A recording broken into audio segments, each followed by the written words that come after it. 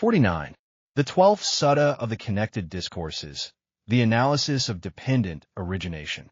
The Buddha was staying in Savatthi. Bhikkhus, I will teach you the dependent origination and analyze it for you. Listen carefully and pay attention. I will speak. Yes, Bhante, those bhikkhus replied. The Blessed One said this. Bhikkhus, what is dependent origination? Bhikkhus, with ignorance as condition, volitional formations come to be. With volitional formations as condition, consciousness comes to be. With consciousness as condition, name and form comes to be. With name and form as condition, the 6 sense bases come to be. With the 6 sense bases as condition, contact comes to be. With contact as condition, feeling comes to be. With feeling as condition, craving comes to be. With craving as condition, clinging comes to be. With clinging as condition, existence comes to be. With existence as condition, birth comes to be. With birth as condition, aging and death, sorrow, lamentation, pain, displeasure, and despair come to be. Such is the origin of this whole mass of suffering. Bhikkhus, what is aging and death? The aging of beings in the various orders of beings, their old age, brokenness of teeth, grayness of hair, wrinkling of skin, decline of life, weakness of faculties. This is called aging. The passing of beings out of the various orders of beings, their passing away, dissolution, disappearance, dying, completion of time, dissolution of the aggregates, laying down of the body. This is called death. This is aging, and this is death. This, Bhikkhus, is called aging and death. Bhikkhus, what is birth? The birth of beings into the various orders of beings. Their coming to birth, descent into the womb, production, manifestation of the aggregates, obtaining of the sense bases. This, Bhikkhus, is called birth. Bhikkhus, what is existence? There are 3 kinds of existence. Sense sphere existence, form sphere existence, formless sphere existence. This, Bhikkhus, is called existence. Bhikkhus, what is clinging? There are 4 kinds of clinging. Clinging to sensual pleasures, clinging to views, clinging to rules and vows, and clinging to a doctrine of self. This, Bhikkhus, is called clinging. Bhikkhus, what is craving? There are 6 classes of craving. Craving for forms, craving for sounds, craving for odors, craving for tastes, craving for tactile objects, craving for mental phenomena. This, Bhikkhus, is called craving. Bhikkhus, what is feeling? There are 6 classes of feeling. Feeling born of eye contact, feeling born of ear contact, feeling born of nose contact, feeling born of tongue contact, feeling born of body contact, feeling born of mind contact. This, Bhikkhus, is called feeling. Bhikkhus, what is contact? There are 6 classes of contact. Eye contact, ear contact, nose contact, tongue contact, body contact, mind contact. This, Bhikkhus, is called contact. Bhikkhus, what are the 6 sense bases? The eye base, the ear base, the nose base, the tongue base, the body base, the mind base. These, Bhikkhus, are called the 6 sense bases. Bhikkhus, what is name and form? Feeling, perception, volition, contact, and attention. This is called name. The 4 great elements and the form derived from the 4 great elements. This is called form. Thus this name and this form are together called name and form. Bhikkhus, what is consciousness? There are 6 classes of consciousness. Eye consciousness, ear consciousness, nose consciousness, tongue consciousness, body consciousness, mind consciousness. This, Bhikkhus, is called consciousness. Bhikkhus, what are volitional formations? There are 3 kinds of volitional formations: bodily volitional formation, verbal volitional formation, mental volitional formation. These, Bhikkhus, are called volitional formations. Bhikkhus, what is ignorance? Not knowing suffering, not knowing the origin of suffering, not knowing the cessation of suffering, not knowing the way leading to the cessation of suffering. This, Bhikkhus, is called ignorance. Thus, Bhikkhus, with ignorance as condition, volitional formations come to be. With volitional formations as condition, consciousness comes to be. Such is the origin of this whole mass of suffering. But with the remainderless fading away and cessation of ignorance comes cessation of volitional formations. With the cessation of volitional formations, cessation of consciousness. Such is the cessation of this whole mass of suffering. This is the second sutta, Let me explain the 12 links of dependent origination in simple, easy-to-understand language. 1. Ignorance. This refers to our lack of knowledge or misunderstanding about the true nature of things. It's like wearing colored glasses that prevent us from seeing the world as it really is. 2. Volitional formations. Because of ignorance, we perform various actions and make decisions. These actions are like seeds that will bear fruit in the future. 3. Consciousness. This is our awareness or mind consciousness. It's like a mirror reflecting our thoughts and experiences. 4. Name and form. Name refers to the mental aspect, while form refers to the physical aspect. This represents our entire mind-body complex, like the hardware and software of a computer. The 4 great elements refer to the 4 basic elements that constitute the material world. 1. Earth represents solid and stable matter. 2. Water represents fluidity and moisture. 3. Fire represents heat and change. 4. Wind. Air represents motion and flow. Name and form. Feeling, perception, volition, contact, and attention are called name, referring to mental and psychological activities. They represent different aspects of consciousness, involving sensations, imagination, thinking, touch, and intention. The 4 great elements and the form derived from them are called form, referring to the material aspect. Form represents all tangible things, including physical phenomena composed of the 4 elements. 5. 6 sense bases. These are our 6 senses: eye, ear, nose, tongue, body, and mind. They're like 6 windows through which we perceive the outside world. The 6 sense bases. 1. Eye base. Objects contacted by the eye. 2. Ear base. Sounds contacted by the ear. 3. Nose base. Smells contacted by the nose. 4. Tongue base. Taste contacted by the tongue. 5. Body base. Objects contacted by the body. 6. Mind base. Thoughts or concepts contacted by the mind. 6. Contact. When our senses interact with the external world, contact occurs. It's like flipping a switch that connects the inner and outer worlds. The 6 types of contact. Same as the 6 types of feeling. Contact refers to the situations where different senses come into contact with external things. 1. Eye contact. 2. Ear contact. 3. Nose contact. 4. Tongue contact. 5. Body contact. 6. Mind contact. 7. Feeling. Through contact, we generate feelings which can be pleasant, unpleasant, or neutral. This is like tasting food, experiencing sweet, bitter, or bland flavors. The 6 types of feeling. 1. Feeling born of eye contact. Sensations produced when the eye contacts external objects. 2. Feeling born of ear contact. Sensations produced when the ear contacts sounds. 3. Feeling born of nose contact. Sensations produced when the nose contacts smells. 4. Feeling born of tongue contact. Sensations produced when the tongue contacts tastes. 5. Feeling born of body contact. Sensations produced when the body contacts external objects. 6. Feeling born of mind contact. Sensations produced when the mind contacts thoughts or concepts. 8. Craving. For pleasant feelings, we develop liking and desire. This is like salivating when seeing delicious food. The 6 types of craving. 1. Craving for forms. Attraction and desire for visual objects. 2. Craving for sounds. Attraction to music, language, and other auditory stimuli. 3. Craving for odors. Attraction to smells. 4. Craving for tastes. Desire for food and drink. 5. Craving for tactile sensations. Desire for physical touch and sensations. 6. Craving for mental phenomena. Desire for inner thoughts, including concepts, memories, fantasies, and all contents produced by mental activity. It can be extended to the pursuit of spiritual or intellectual wisdom. 9. Clinging. Craving further develops in a strong attachment and pursuit. This is like desperately trying to get food when hungry. The 4 types of clinging. 1.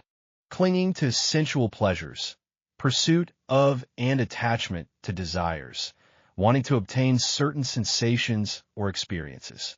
2. Clinging to views, attachment to opinions or perspectives, especially views about oneself or others. 3. Clinging to rules and vows, attachment to certain rules or taboos, believing that following these rules will bring liberation or happiness. 4. Clinging to a doctrine of self, attachment to self-expression or language, including identification with one's own expressions and reactions to others' words. 10. Existence. Because of clinging, we take action, planting seeds for future results. This is like preparing soil, seeds, and water, waiting for flowers to bloom and fruits to form. The 3 types of existence. 1. Sense-sphere existence refers to existence related to desires, usually involving human desires, greed, emotions, etc., related to the pursuit of material and sensory pleasures. 2. Form-sphere existence refers to material existence, including all tangible things like bodies, objects, etc., belonging to the material world. 3. Formless sphere existence refers to non-material existence, usually related to spirit or consciousness, such as mind, thoughts, etc., belonging to the intangible world. 11. Birth. The result of existence is the production of new life or new states. This is like a seed sprouting, beginning a new life. 12. Aging and death. Life inevitably faces aging and death. This is like the process of a plant growing from vigorous to eventually withering. Summary. The 12 links of dependent origination are like a circular chain, with each link connected to those before and after it. Ignorance leads to actions. Actions influence consciousness. Consciousness shapes mind and body. Mind and body interacts with the world through senses, producing feelings. Feelings evoke love and attachment. Attachment leads to action. Actions bring results, and results become new beginnings. Understanding the 12 links can help us see the essence of life, recognizing how our actions and choices influence our future. By striving to eliminate ignorance, we can change this cycle and ultimately reach a state of liberation. The Great Cycle, the River of Life.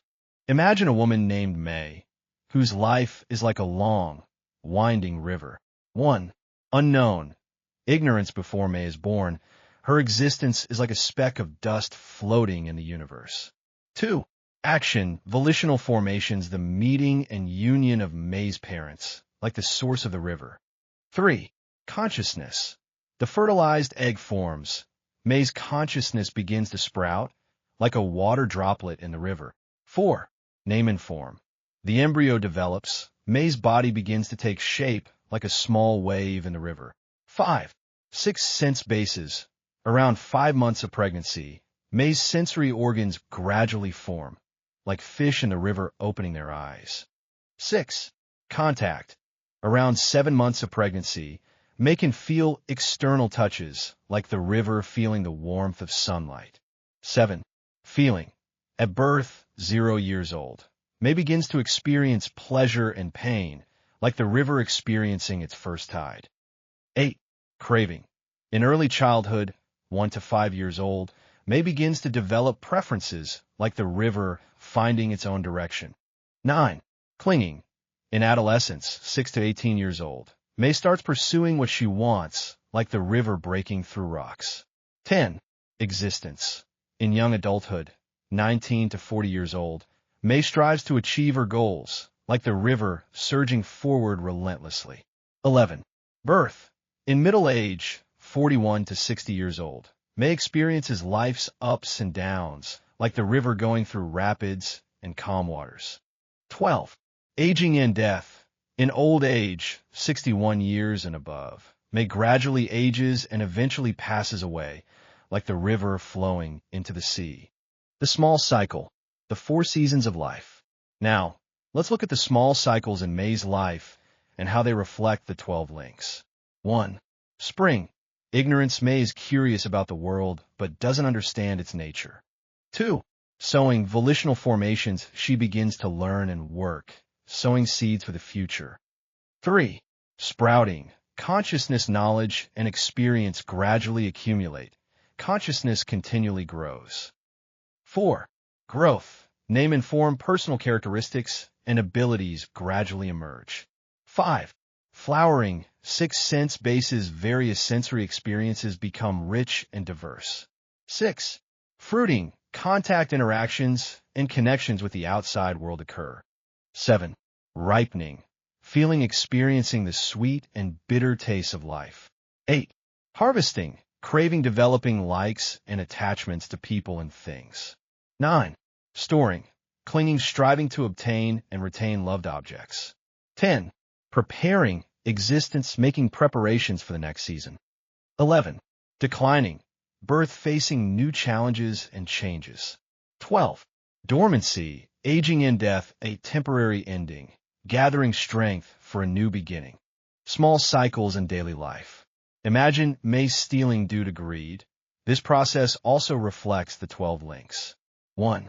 Ignorance, not understanding the consequences of theft. 2. Volitional formations, forming the idea of stealing. 3. Consciousness, becoming aware of wanting to obtain something. 4. Name and form, identifying the object to steal. 5. 6 sense bases, using eyes to see and hands to touch the target item. 6. Contact, coming into contact with the desired object. 7. Feeling, experiencing the pleasure of obtaining the item. 8. Craving, developing attachment to the obtained item. 9. Clinging, carrying out the act of theft. 10. Existence, possessing the stolen item. 11. Birth, facing the possibility of being discovered and punished. 12. Aging in death, finally being caught and punished, ending this small cycle. Understanding the combination of great and small cycles. The law of 12 links of dependent origination runs through both the great cycle of life and the small cycles of daily life. In the great cycle, it describes the entire process of a life from beginning to end. In small cycles, it explains the cause and effect relationships of our daily behaviors and experiences. Understanding this helps us realize that every action and choice will bring corresponding results, thus making us cherish life more, strive to eliminate ignorance, and pursue liberation. This article is a detailed explanation of the law of dependent origination by the Buddha, which is one of the core teachings of Buddhism. Let's delve deeper into its wisdom. 1. Analysis of dependent origination. The Buddha expounds on the 12 links of dependent origination, demonstrating the causal relationships in the cycle of life. Starting from ignorance, through volitional formations, consciousness, name and form, 6 sense bases, contact, feeling, craving, clinging, existence, and birth, it ultimately leads to aging in death and other sufferings. This process reveals the nature of life and the root of suffering. 2. Detailed explanation of each link. The Buddha meticulously explains the meaning of each link, such as aging in death, birth, existence, clinging, craving, feeling, contact, 6 sense bases, name and form, consciousness, volitional formations, and ignorance. This thorough explanation helps us deeply understand the operating mechanism of life. 3. The root of suffering. Through the analysis of dependent origination, the Buddha points out that the root of suffering lies in ignorance. Ignorance leads to our misconceptions about the world, which in turn produces various afflictions and pains. 4. The path to liberation. The Buddha not only points out the source of suffering, but also provides a method for liberation. By eliminating ignorance, the entire chain of suffering can be broken, ultimately leading to the cessation of suffering. Deep reflections. 1. The interconnectedness of life. The law of dependent origination reveals the interdependence of all phenomena in life. This inspires us to view life and the world from a holistic, systematic perspective, recognizing that every action and choice can have far-reaching effects.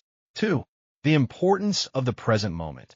Understanding dependent origination makes us aware that every thought and action in the present is shaping our future.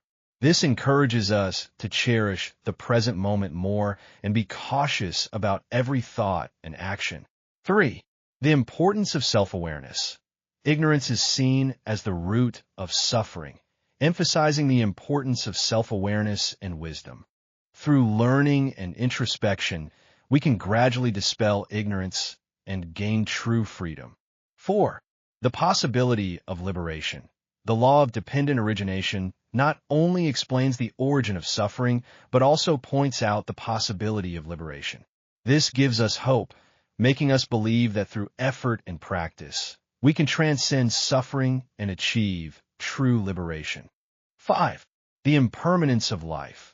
The description of aging and death vividly demonstrates the impermanent nature of life. This reminds us to cherish life, while also helping us face life's changes with a peaceful mind. 6. Reflection on desire and attachment. The explanation of clinging and craving prompts us to reflect on our own desires and attachments. This inspires us to learn moderation and not be bound by desires.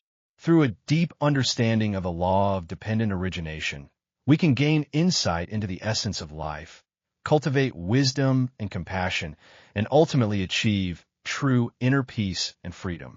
This is not just a philosophical contemplation, but a life practice, guiding us towards a more awakened and fulfilling life.